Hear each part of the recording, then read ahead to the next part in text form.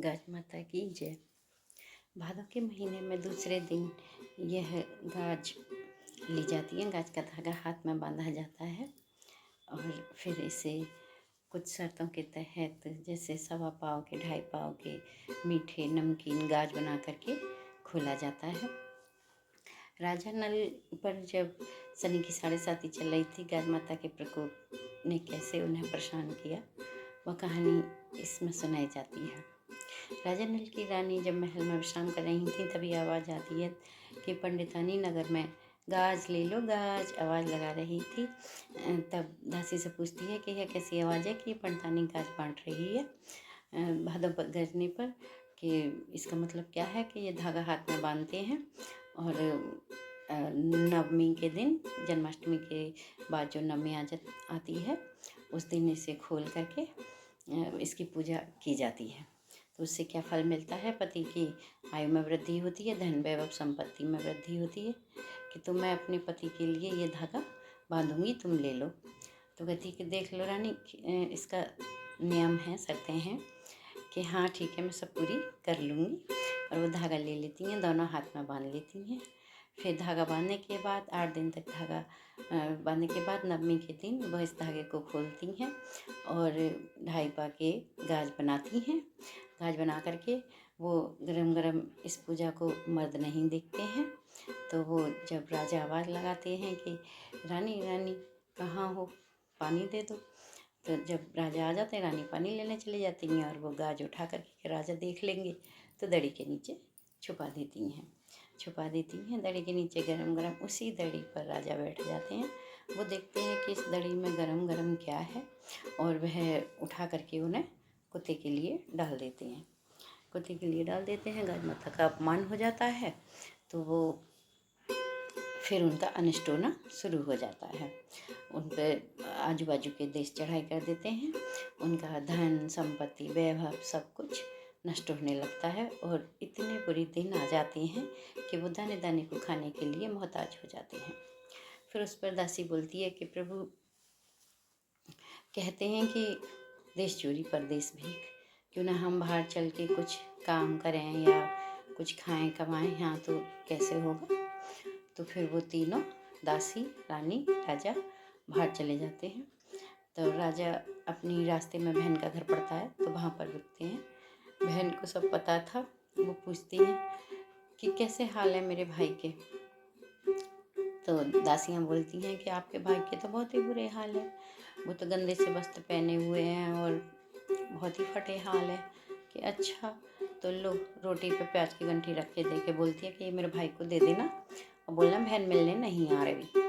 और वो दासी आकर के ऐसे ही उन्हें रोटी प्याज की गंठी दे देती है और बोलती है तुम्हारी बहन मिलने नहीं आ रही है। वो उस रोटी को गड्ढा करके वहीं पे दबा देते हैं और आगे बढ़ जाते हैं। फिर वो अपने दोस्त के जाते हैं तो दोस्त उनकी बहुत ही अच्छे से मदद करता है। लेकिन दोस्त की पत्नी नहा रही होती है और वहीं जिस कमरे में वो बैठे होते हैं, वहीं पर खोटी हार निकल रही होती है।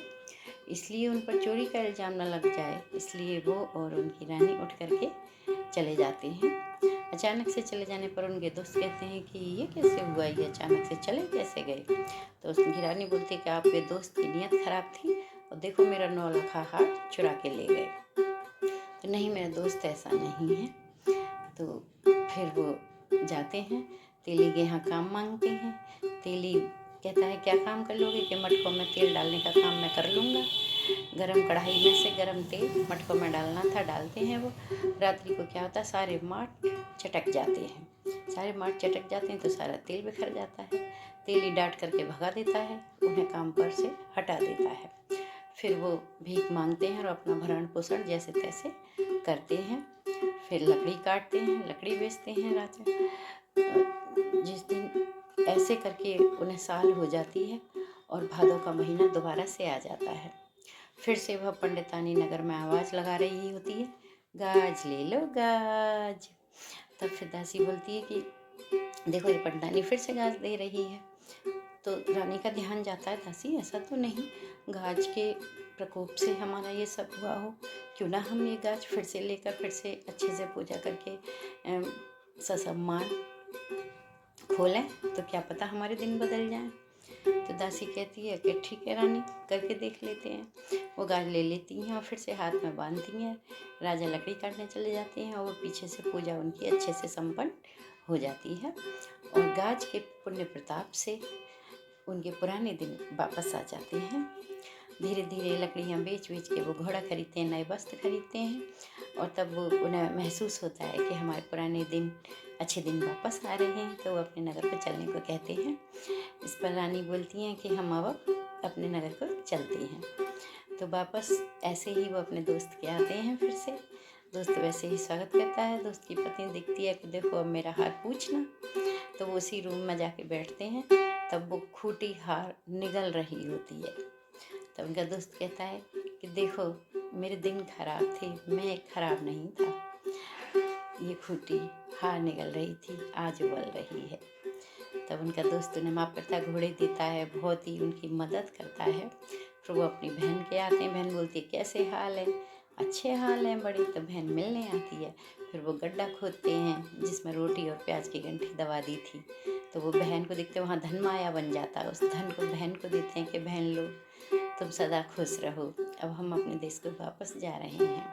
अपने देश आ जाते हैं, अच्छे से हंसी खुशी रहने लगते हैं। सब कुछ धीरे धीरे पहले जैसा हो जाता है।